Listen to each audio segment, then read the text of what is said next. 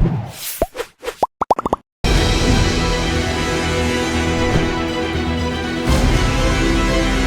Sekolah Selamat Pagi Indonesia, Julianto Eka Putra, yang merupakan terdakwa kasus kekerasan seksual terhadap sejumlah siswinya, kini resmi ditahan di Lapas Kelas 1 Malang, Jawa Timur. Mengetahui hal tersebut, kedua korban Julianto yang diduga telah dilecehkan tersebut akhirnya angkat bicara. Mereka tentu saja bersyukur dan lega ketika tahu bahwa Julianto telah ditahan, namun salah satu korban mengakui jika dirinya masih belum sepenuhnya lega, lantaran dirinya khawatir dengan para tim Julianto di sekolah tersebut, yang tentu saja masih bisa membela Julianto. Itulah mengapa dirinya masih terus berjuang meski ia telah merasa lega, Julianto telah ditahan. Selain itu, Ketua Komnas Perlindungan Anak, Aris Merdeka Sirait, juga mengungkap fakta mengejutkan terkait kemampuan Julianto dalam merayu para siswinya. Lantas, seperti apakah bujuk rayu Julianto terhadap para siswinya yang diungkap oleh Ketua Komnas Perlindungan Anak tersebut? Oh iya, dia itu bukan hanya pada korban, pintarnya sangat luar biasa. Itu sebenarnya pada tahun 2012 itu saya kagum dengan dia karena dia berbicara di 5.000-an orang sebagai motivator gitu kan.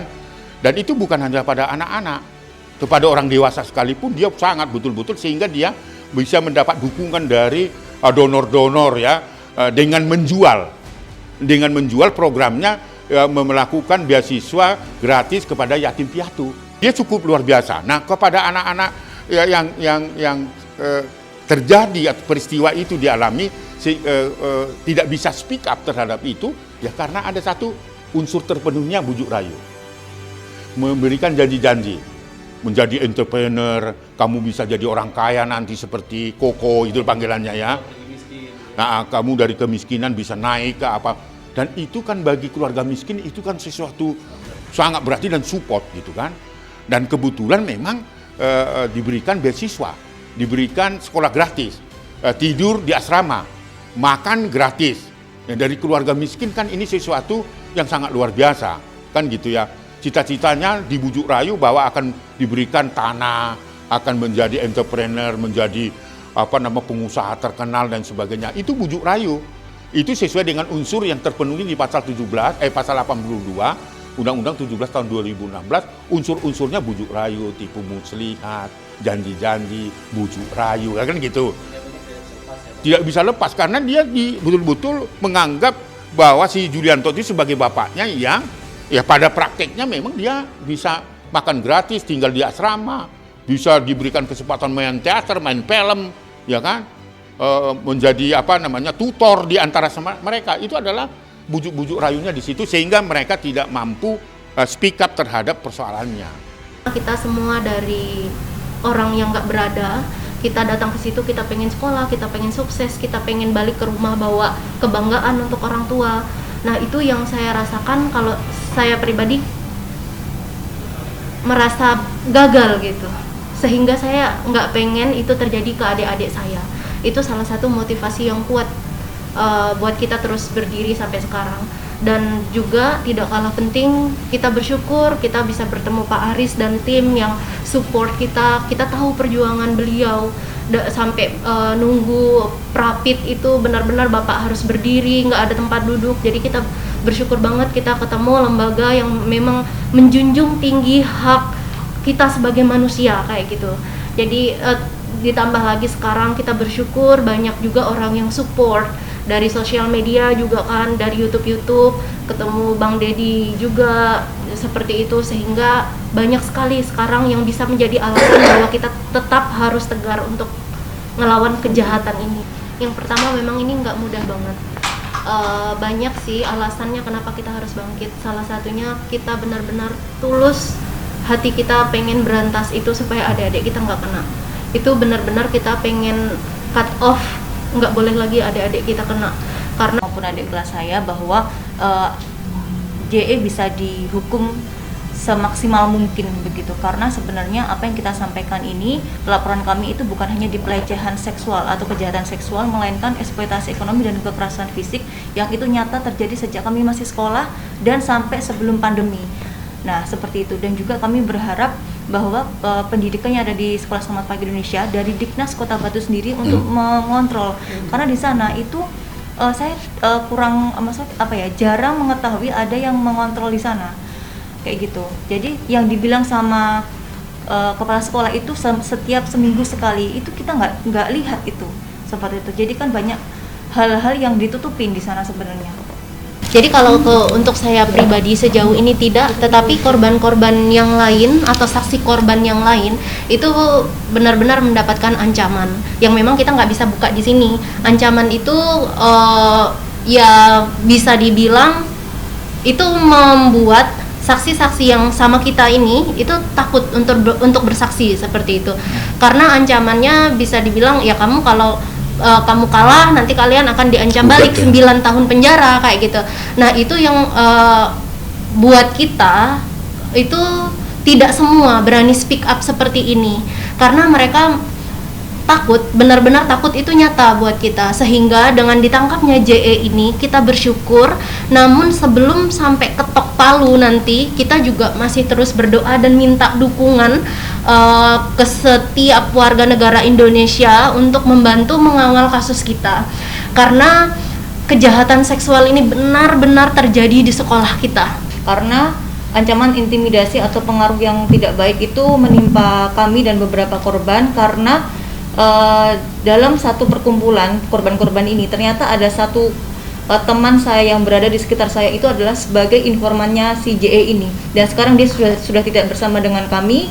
Dan teman saya ini inisial FVB ini posisinya menjadi saksi meringankan JE, jadi dia langsung keluar berpindah untuk membela JE, sehingga informasi yang kita simpan itu sudah diketahui semuanya, bahkan diputarbalikkan beritanya di luar seperti itu. Yang parah sih dia mengada-ngada cerita gitu. Iya, itu yang mengada-ngada cerita bahwa banyak hal yang tidak benar gitu yang disampaikan ke sana gitu. Setelah JE ditahan ini sebenarnya saya lega gitu. Jadi lega cuman belum sepenuhnya karena saya tidak tahu apa yang akan terjadi di putusan di tanggal 20 Juli nanti gitu.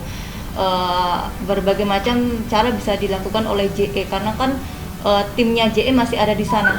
Jadi masih ada di luar. Iya, masih ada di luar. Jadi JE itu mulai dari pembina, ketua yayasan, teman-teman saya sendiri yang masih membela JE juga, bahkan di circle-nya JE masih di luar, sehingga itu yang membuat saya masih khawatir sampai dengan hari ini gitu. Seperti itu. Khawatirnya kalau banyak putusan-putusan yang bisa berubah gitu. Dengan berbagai macam cara saya tidak tahu, maka dari itu yang membuat saya khawatir. Jadi saya bersyukur, cuman masih tetap harus diperjuangkan gitu. Selain itu, Ketua Komnas Perlindungan Anak itu juga menceritakan kronologi di mana kasus tersebut bisa terjadi. Awalnya, ia mengaku kaget dan terkesima serta terkagum-kagum dengan visi misi dari sekolah tersebut. Lantaran menurutnya sekolah itu merupakan satu-satunya sekolah yang memiliki konsep sekolah semulia itu.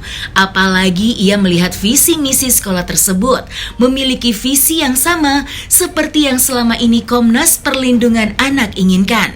Namun ketika ia tahu kejadian yang menimpa para siswi di sekolah tersebut, seketika semua kekagumannya menjadi sirna dan berubah menjadi amarah yang berapi-api. Lantas, seperti apakah kronologi dan penjelasan lengkapnya? Silahkan simak dan tonton Alvin in Love dalam episode Indonesia Zona Merah Predator Anak hanya di channel YouTube cumi-cumi.com. Saya kaget, Bung. Kaget karena tahun 2012 saya pernah berkunjung di SPI itu ke sekolah itu dan bertemu dengan beliau itu menceritakan visi misinya yang saat itu saya akhirnya mengagumi karena itu sesuai dengan misi dan visi dari Komnas Perlindungan Anak. Dan saya belum menemukan di Indonesia seperti yang dia lakukan. Jadi saya terkesima. Sekolah seperti itu. Iya, karena itu dia merekrut dari anak yatim piatu miskin di pedesaan-pedesaan, bukan di perkotaan, yang punya intelektualitas yang baik gitu. Tetapi which is good ya. Ya good ya. Artinya dia diasramakan lintas agama ya, lalu lintas dari budaya dari berbagai provinsi diasramakan di sana dan dididik untuk menjadi entrepreneur gitulah. Akhirnya itu direkrut hampir 300-an orang dan sebagainya.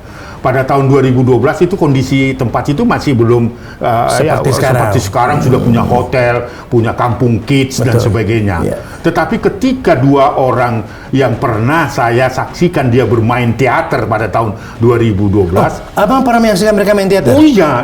Jadi sungguh luar biasa permainannya gitu, yang mempunyai bakat dan sebagainya. Tanpa saya sadari mereka minta foto kepada saya gitu kan, saya foto.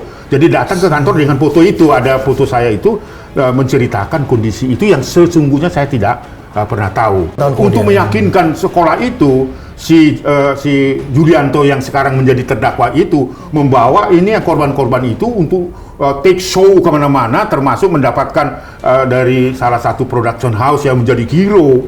Ya, itu dia sangat luar biasa. Padahal pada saat itu pemberiannya kan tahun 2017, tapi peristiwanya kan sudah 2008, 2009 dan sebagainya. Dan itu puluhan anak-anak pada saat itu berusia 15 tahun, 16 tahun, 17 tahun. Pada saat itu usia mereka ya? Iya. Kategorinya masih anak-anak ya? Anak-anak. Nah, berceritalah mereka ke kantor pada bulan bulan Maret gitu di tahun 2001 membawa dokumen-dokumen itu. Pertamanya saya nggak yakin ya, karena ini kejadiannya sudah sudah lalu dan saya berpikir kalau divisum pun sudah nggak bisa lagi kan gitu ya pikiran saya. Nah akhirnya saya berpikir-pikir, akhirnya ya saya cari informasi, saya terima dokumen itu, saya pergi ke satu tempat, tempat yang berhubungan dengan itu untuk meyakinkan bahwa data itu benar nggak. 2 bulan saya lakukan itu.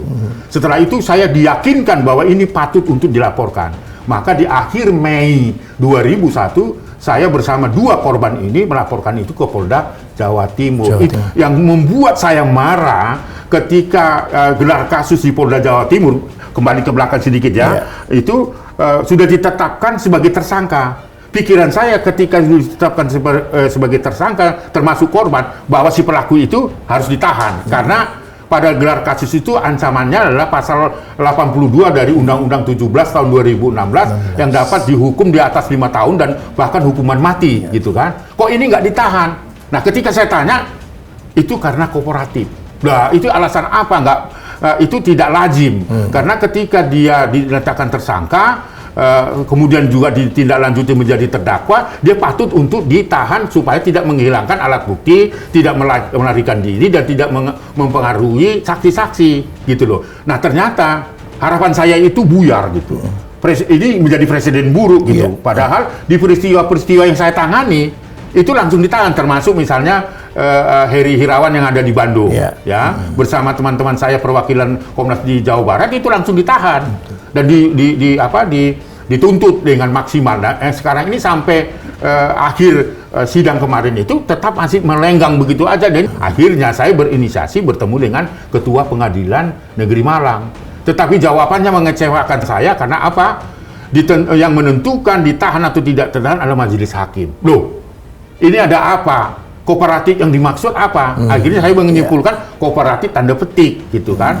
Karena melenggang seperti orang biasa aja datang ke toko, ke mall menghadapi sidang itu.